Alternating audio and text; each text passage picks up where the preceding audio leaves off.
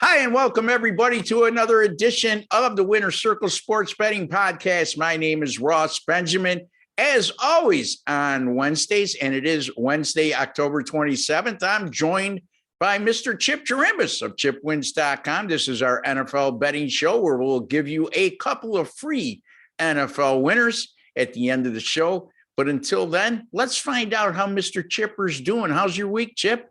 Well, as long as those big games are out there, I consider myself a winner. I had the Giants as my top play. And, after that New England-Dallas overtime loss, I've bounced back with two best bet winners, now 7-3 on the year in the NFL. Hope we would have been 8-2. I really can't. I'm still kicking myself in that game. It's so hard to swallow. But, that's why we call it gambling, Ross. Things like this happen to you. Fortune sometimes are turned the other way, too. So, but my best bets, last week having the Giants as an underdog, they win outright and they won handily. So tremendous. I feel confident about that in the NFL. I love the card. We discussed the card, you and I, before airing the show, and I certainly like what I see out there. Yeah, I went 2-1 in the NFL last Sunday, Chipper. I had an easy winner on the Tampa Bay Bucs over the Chicago Bears. I very rarely, if ever, lay a double-digit number in the NFL, but since we've been getting so many of them, on occasion, I'll make an exception to the rule. Last Sunday was one of them, That was easy peasy, as they say. Exactly. Right from the start. Yeah, Justin Fields is so overmatched. I feel another kid, between him and Tua, at least Tua's been productive at times. And Zach Wilson is another one that's under the gun. And, now they get Flacco, right? So my point was, when I was discussing this with you, and to bring the viewers up to speed, we were discussing Zach Wilson, and Chipper goes a long way back following the Jets and the Giants. And I said, Chip, why did they get an insurance policy? Well, they knew the kid you don't have close to a playoff team. And here's my question, Ross. Why do you trade draft picks for a guy that's going to be a backup for 2 or 3 weeks? I mean, when Wilson gets healthy, he's going to be playing again. So you're giving up draft choices to get a guy that for 2 or 3 weeks. I mean, they activated Josh Johnson, and I'll tell you something. There's 3 terrible quarterbacks in the NFL. One's playing at Seattle right now, Geno Smith. One playing in New Orleans with Jameis Winston. And this Josh Johnson's worse than any of them. I've seen him in workouts where there's no defenders and they're running a 7-yard pass and he's missing a guy by 10 yards. I can't tell you how bad this guy is. He's been around for a while, too. And he's a veteran, and I guess he keeps getting paychecks somehow, Yeah. He was on the practice squad. They just activated him for the first time this week. And I think you're going to have everyone in a wheelchair to get him in the game because he's terrible. Anyway, where I was going with this until you went on your Josh Johnson rant was they could have had Flacco at the beginning of the year. I mean, they had him there last year. Sign the guy to a 1-year deal. Make him your starting quarterback to begin the season. You're not a playoff team. And let the kids sit and watch. You know that you're undermanned to start with. No, they throw the kid right into the fire with the team that they had to realistically look and say, look, if we win 4 or 5 games this year, we're going to be lucky. And I don't know, just miscalculation after miscalculation after miscalculation when it comes to the Jets. I think if you and I were partners and general manager of that team, they'd be doing better. I mean, there's no two ways about it. There's no two ways about it, But in any event, any other things that come to your mind in the NFL? Again, we had 3 double-digit favorites last week in the NFL. And this week, let me check my scorecard here. I know that we have at least 2. Well, my thinking, Ross, is that talking about bad quarterbacking, which we saw one of the worst exhibitions the other night, which is with the Seattle game. Yeah. And Winston. I mean, what's happening to Garoppolo? Is he hurt? He just doesn't look like anything like an NFL quarterback right now. Yeah. And I had such high hopes. I actually thought he was going to be, a star in the league. He took this team to the Super Bowl, but the 49ers are certainly in trouble with this guy the way he's playing right now. Yeah, and I think the 49ers problems stem well beyond Garoppolo. That's my feeling. I don't think they've addressed the wide receiver position since that Super Bowl year. I think they're very limited there, in my opinion. I think their defense, they overrated their defense. And this guru Shanahan's had one winning season. I mean, what's going on here? Yeah, exactly. So, and we'll see. I mean, again, they're playing at Chicago this week. If they're ever going to get well, I guess that's a spot. Even though I'm not a fan of taking them this week, there's no two ways about that. I'm skeptical about what they're going to do this week as well. Yeah, well, the only thing is with this COVID problem with the Bears now with Nagy out, but you'll get most Chicago fans saying I like our chances even more if he's on the shelf. I was just going to say that. Maybe, maybe sometimes less is more. You're better off without him. Exactly. So in any event, double-digit favorites, Buffalo minus 13.5. What else we got? We got the Cincinnati Bengals minus 11 on the road against the Jets. And again, Zach Wilson will not play. And what else? Do we have anything else? The Rams. Yep. So 3 more, and here's the thing. When you get 3 double-digit favorites on a Sunday, when you're in the midst of 4 teams having a bye every week, boy, it makes the card a lot more difficult. Anyway, Chipper, you have a free pick in the Indianapolis and Tennessee game. Tennessee coming off a couple of huge wins at home against Buffalo and Kansas City. In both games, they were an underdog. And, much to our chagrin, they covered last week and won last week handily over Kansas City. What's your take on this contest? Well, it's a great matchup in the AFC. Indianapolis has shown a lot of guts coming back. I mean, they've won 3 of the last 4. They're number 1 in the NFL in takeaways with 16 so far this season. But this Tennessee, they're, offensively, they're 11th, 382 yards a game. Tannehill's been protecting the ball, which has surprised me a little bit. And their defense, though, is giving up 377 yards a game. Not all that great. They're only 3-7 in their last 10 trips to Indy. They're 6-14 in the last 20 meetings against Indianapolis. This is against the spread, by the way, folks. But the totals, they're 10-2 the over, playing against a team with a losing record, and Indianapolis is 3-4. And Indianapolis has gone over 8 straight against teams with winning records. I think that's the way to go here. Indy is 4-1 to the number against teams with winning records.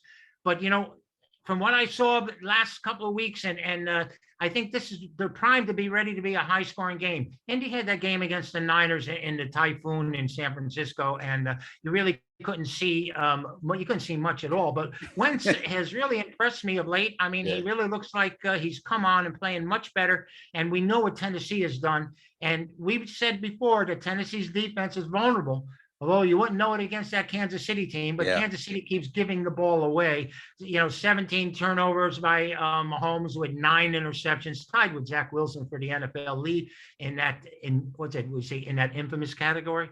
But I think the game is supposed to go over the total. 8 straight over the totals against winning records for for Indianapolis. So I'm going to play this game over the total.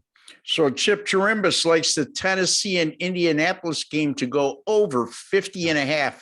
And I can speak for Chip when I say this. Buy it down to 50, folks. The juice only counts when you lose. It's not a sign of weakness. It's smart sports betting. And, I think it may come down a little before game time too, Ross, because I think the perception of these two teams is that they're going to be lower scoring with the run game that the Titans have, and Indianapolis isn't as explosive as you might imagine. So, you may wait on this one and get a lower number. Yeah, I mean, again, and how does Tennessee react in this game? Now they go on the road against, if you just go by the record, a mediocre Indianapolis team, even though they're coming on of late. I really like the way Carson Wentz has looked, even in that rainstorm. I think he needed a change of scenery, and it's reinvigorated him. And having Frank Reich as your head coach doesn't hurt. And also, what shocked me with Tennessee is not so much that they won the game. Yeah, it shocked me a little. They won. Okay. But, and it certainly shocked me how they won in decisive manner. But the biggest shock is what you said earlier, is they held the Chiefs at 3 points. And boy, oh boy, again, I watch bits and pieces in that game because I have a tendency to flip around. If I don't have the game, a big interest in the game, I'll do that.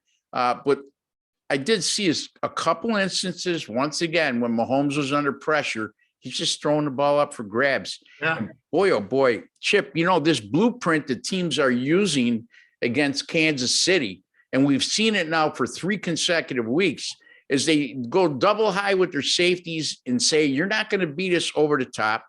If you want to score, you're going to have to be patient, articulate the ball down the field, and we're going to bank on the fact you're either A, going to make a mistake, or B, we'll give you all the field goals you want to kick in the world, So, and they're succumbing to that. They're not being patient, and as a result, they might be lucky this week. They're playing the Giants on a Monday night. So Kansas City's a 10-point favorite in that game as we speak. Anyway, my game I'm going to look at is a NFC South division battle between the New Orleans Saints and the Tampa Bay Buccaneers. And folks, right now, Tampa Bay is a 5-point road favorite. Look, I'm not going to sit here and tell you how good Tampa Bay is, because they are. Tell me something I don't know is what I tell people who make ignorant comments like that when it comes to sports betting.